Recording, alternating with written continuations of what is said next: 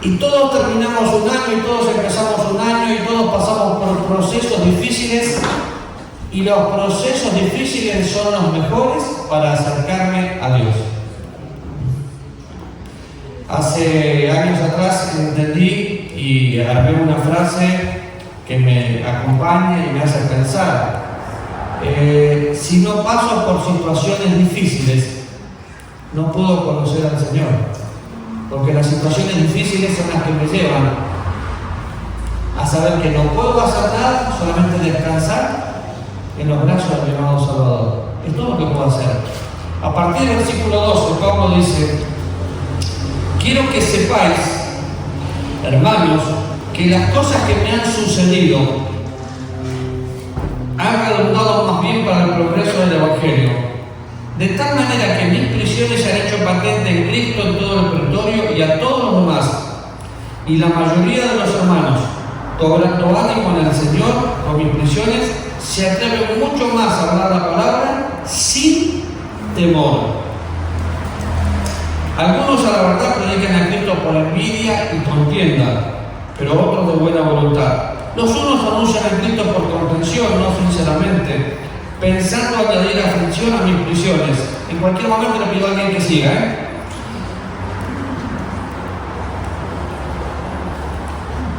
A ver, voy a elegir a alguien que estaba atento. Mario, ¿por dónde íbamos? Fuerte, fuerte.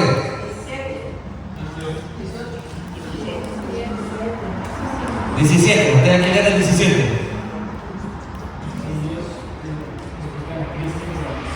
Pero nosotros, por amor, sabiendo que estoy puesto para la defensa del Evangelio. Bien, Karina.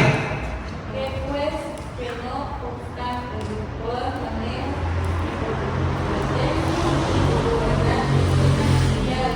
y esto me goza y Muy bien, Maynor. Porque sé que por vuestra oración y la suministración del Espíritu de Jesucristo, esto resultará en mi liberación. Arturo. Tenemos esperanza de que nada sería avergonzado. Antes bien, con toda confianza, como siempre, ahora también será magnificado Cristo en mi cuerpo, o por vida o por muerte. Porque para mí el vivir es y el morir es. Roberto.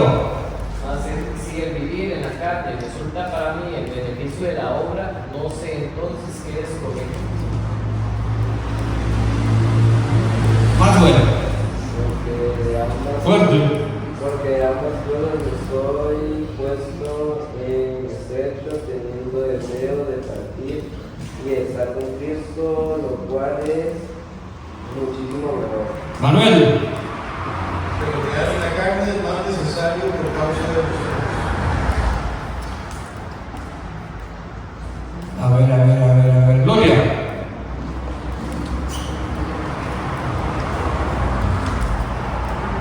Doña Gloria. Dígame cómo. Dice, y convierte en esas necesidades, que aunque la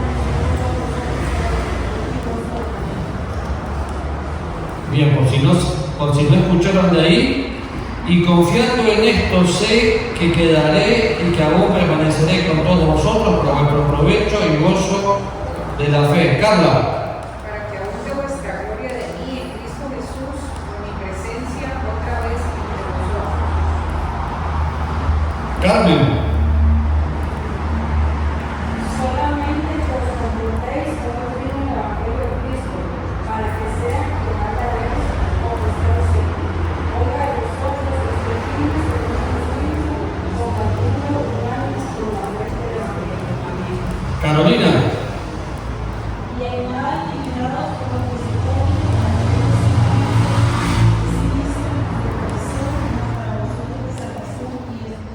Irene. Porque a vosotros os es concedido, y a causa de Cristo, no solo vivirás en él, sino también participaréis por él. Ginny no sabe leer.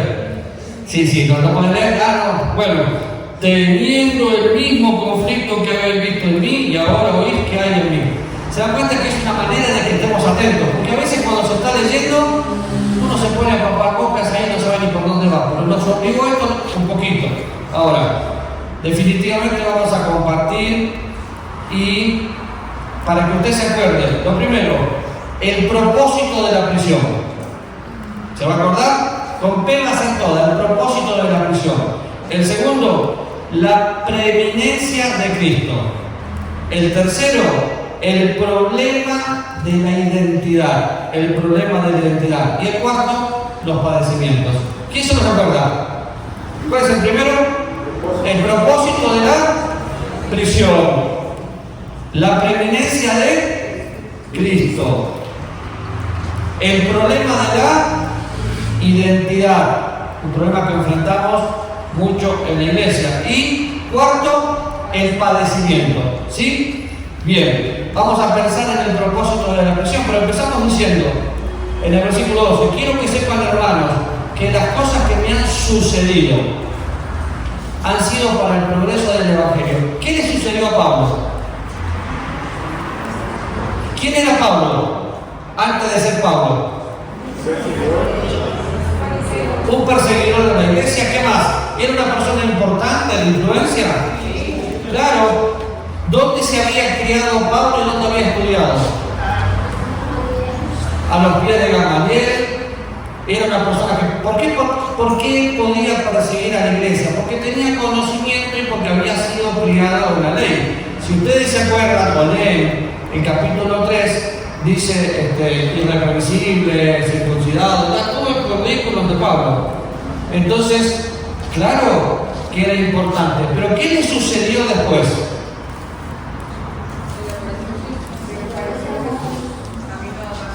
Se le apareció Jesús camino a Damasco.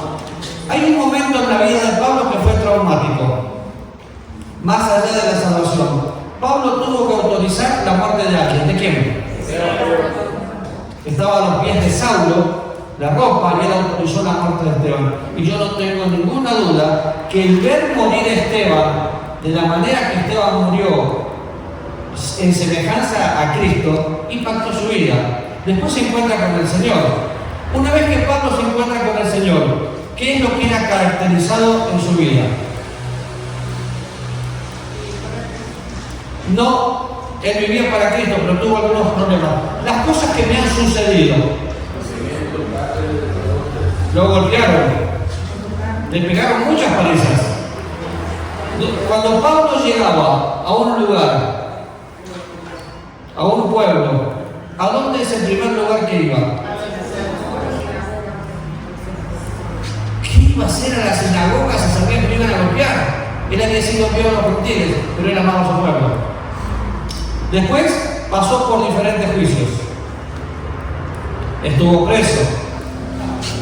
En un momento de la vida de Pablo, apela ¿a quién? A César. ¿Por qué podía apelar Pablo a César? Por su ciudadanía. Por eso después dice: nuestra ciudadanía está en los cielos, porque sabe lo importante que eso es para los romanos. Ahora, hay un momento donde Pablo, ya terminando el libro de los Hechos, pasa por una tragedia y sale victorioso. ¿Cuál fue esa tragedia? El naufragio. ¿Qué capítulo de Hechos? Están los últimos capítulos de Hechos. ¿Qué sucedió?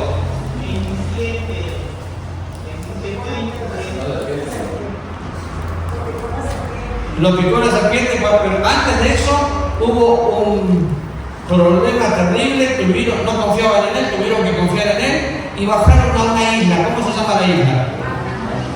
¿Cuánto tiempo pasó ahí?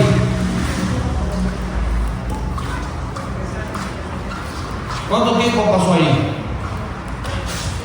¿Quién estaba enfermo en la isla? Porque lo picó la serpiente, sí. Había una persona enferma. El principal estaba enfermo. ¿Qué hizo Pablo? Lo sanó. Ese es uno de los últimos milagros que vemos de Pablo como apóstol, mostrando que él era apóstol de verdad, pudo sanarlo. Pero después se le había pedido apelar a César y llegó a César. ¿Cómo llegó? Como prisionero.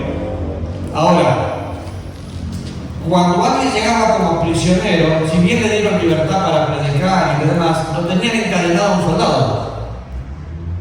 Si cambiaban el soldado cada 6 horas, cada soldado que estaba ahí escuchaba a Pablo predicar, escuchaba a Pablo. Acuérdense que en Hechos 16 Pablo había estado preso y el carcelero en Filipo creyó. Imagínense, si cambiaban 4 guardias por día y lo tenían ahí al lado, Pablo escribía una carta.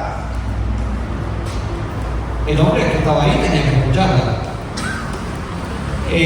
Pablo le predicaba a alguien que venía, el hombre que estaba ahí tenía que escucharlo. Entonces, las cosas que le sucedieron fueron para su beneficio.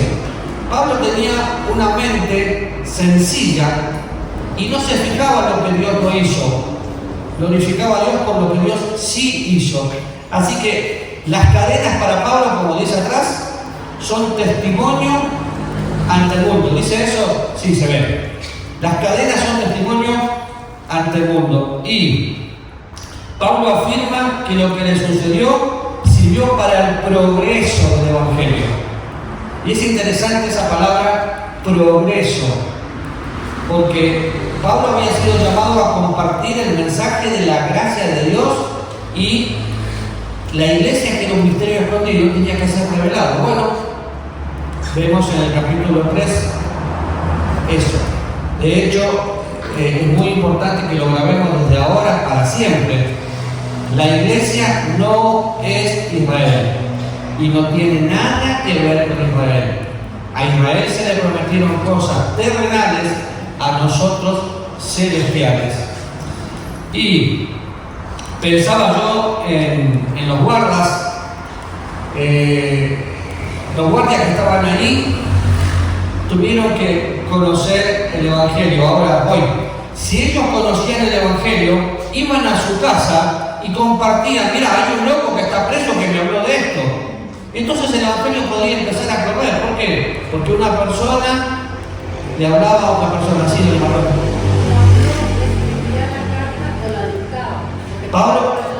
Pablo tenía amanuenses, los escritores, alguien que escribía por él. Por ejemplo, Tercio escribe la carta de los romanos. Entonces los guardias Lo tenían que escuchar. Imagínense. Y la fe viene por el oír. Y el oír la palabra de Dios, indiscutiblemente. ¿Y esto qué trajo? Ánimo. Ánimo a la iglesia. Porque la iglesia decía: Pablo está preso. Ahora, cuando una persona tiene un problema de salud, económico, lo que sea, siempre pone cara de vinagre. Como que: ¡ay, pobrecito yo!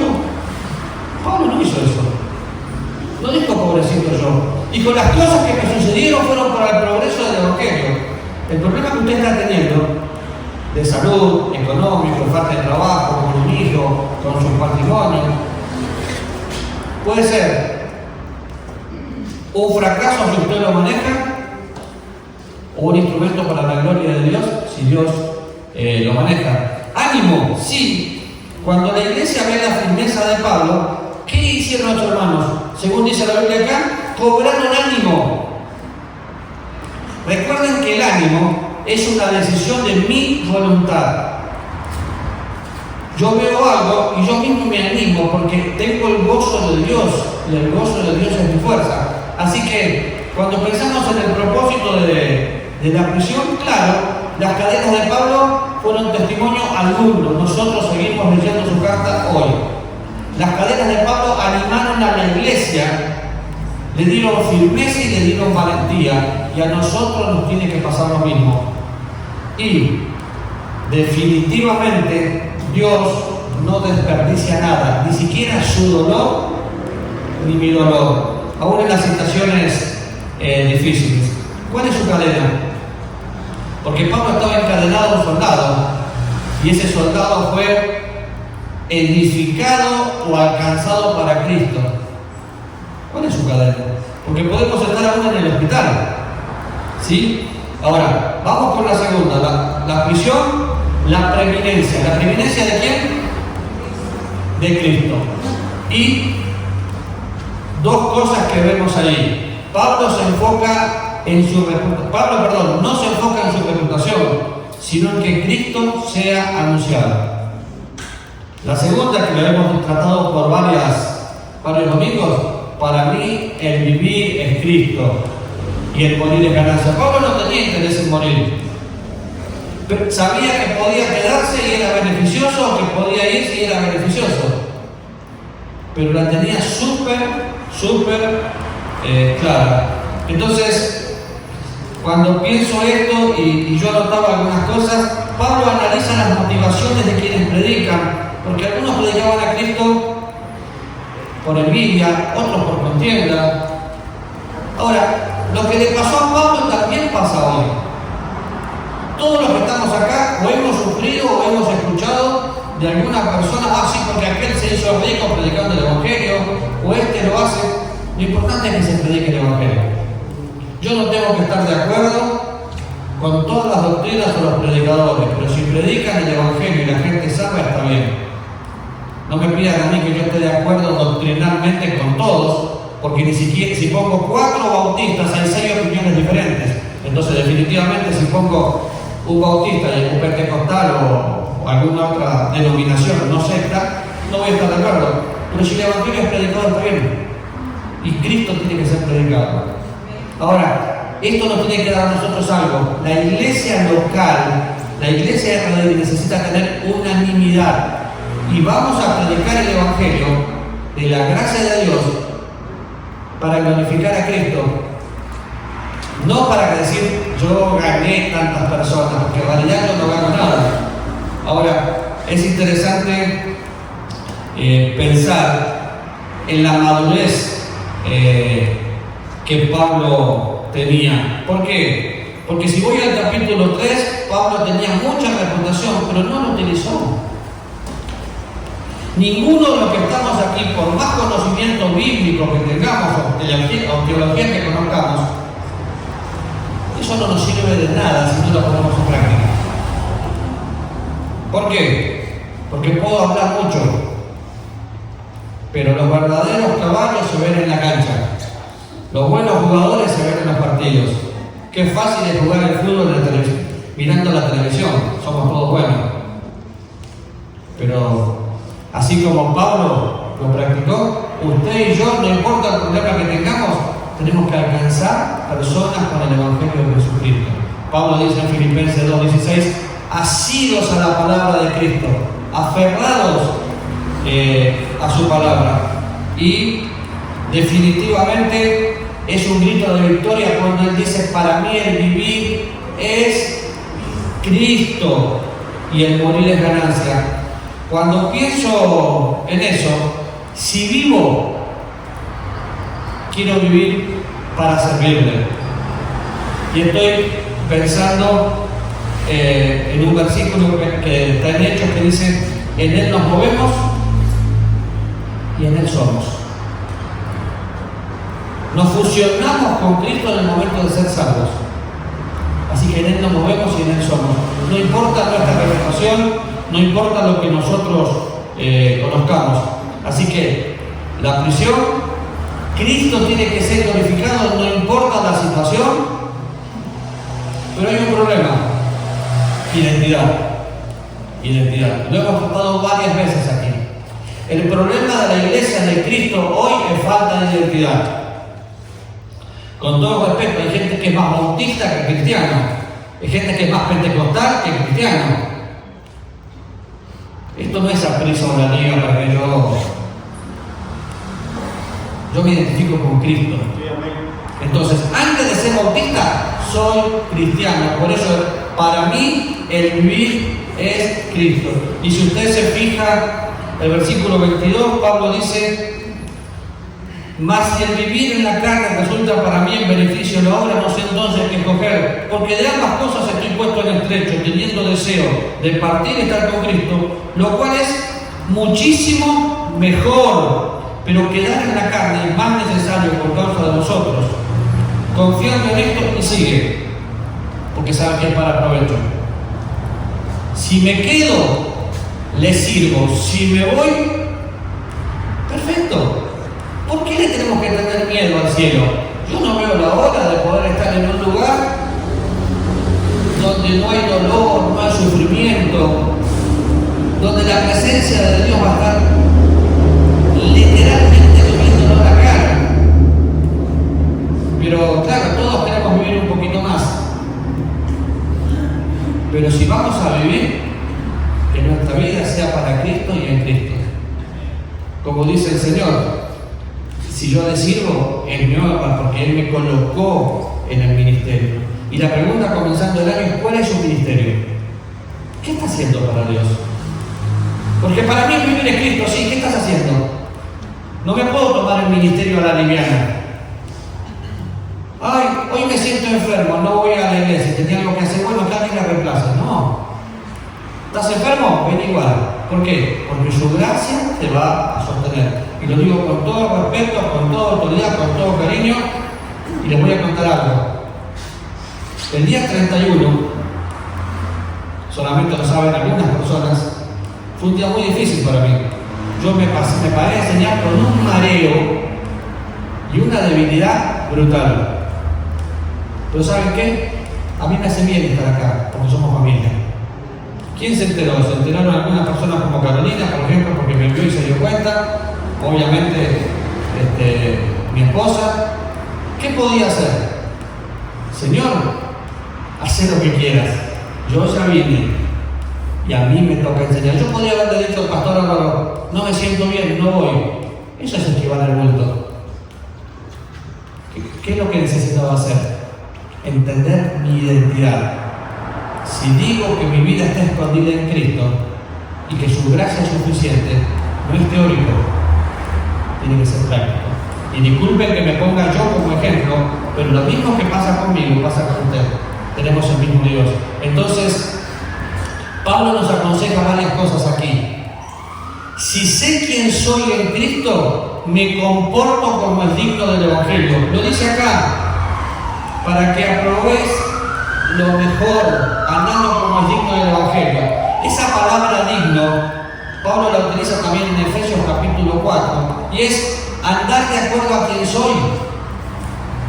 Para mí vivir es, para usted vivir es, cuidado con lo que voy a decir, tiene que creerlo y sentirlo. Para usted vivir es, y el morir es, ¿lo puedo matar en este momento? No, pero dejamos un poquito más. Yo quiero ver mis nietos. Yo también. Otra de las cosas que la identidad hace: unidad en el combate, luchar juntos como si fuera un solo hombre, unanimidad. ¿Había problemas? Claro que había problemas. Pero Pablo dice unanimidad, combatiendo unánimes por el Evangelio. Versículo 27. Solamente que os compartéis como digno del Evangelio de Cristo, para que sea que vaya a veros o esté ausente, oiga que están firmes en un mismo espíritu, combatiendo unánimes por el Evangelio. Nada intimidados los que se oponen. Y vamos a tener oposición, pero nosotros como iglesia necesitamos este año abrir células nuevas, compartir el Evangelio de diferentes formas y definitivamente discipular para que sean formados para Cristo. No es solamente venir un domingo, participar de la cena y demás. Y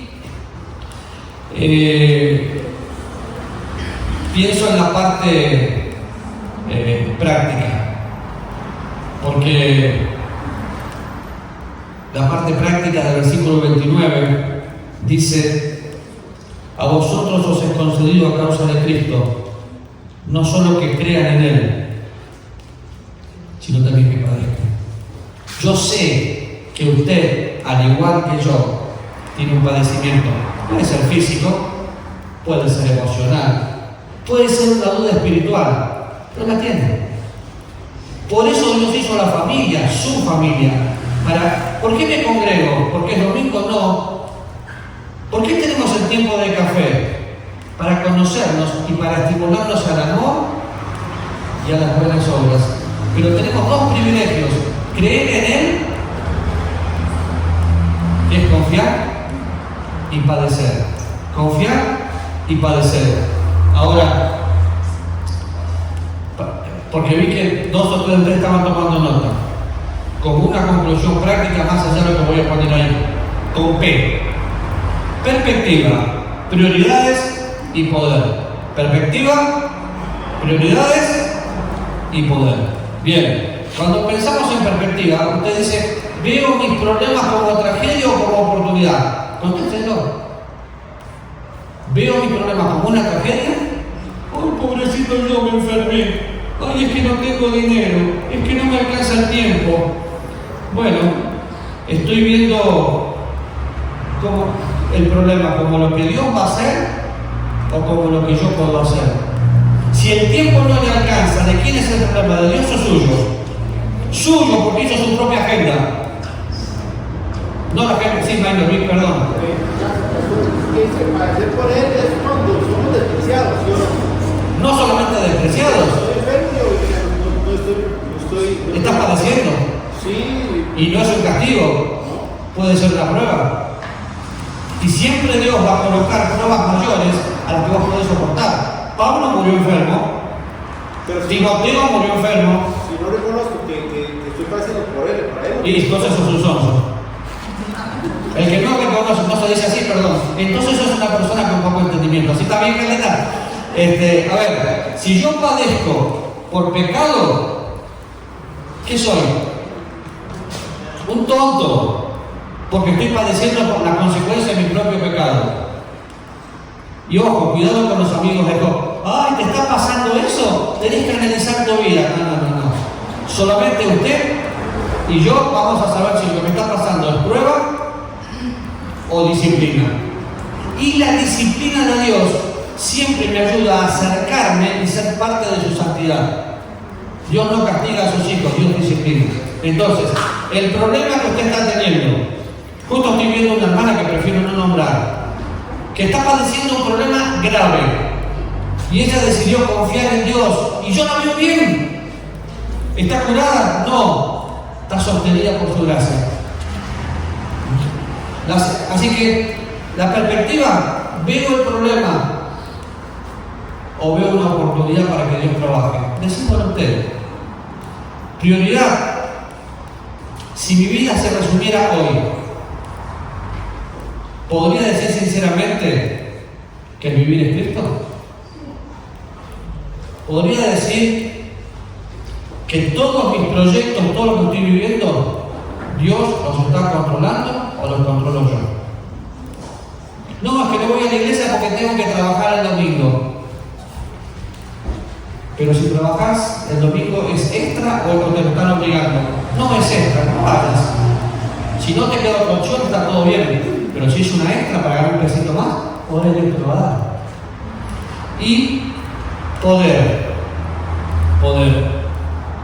¿Cómo puedo apoyar a mis hermanos que están sufriendo para que juntos podamos luchar?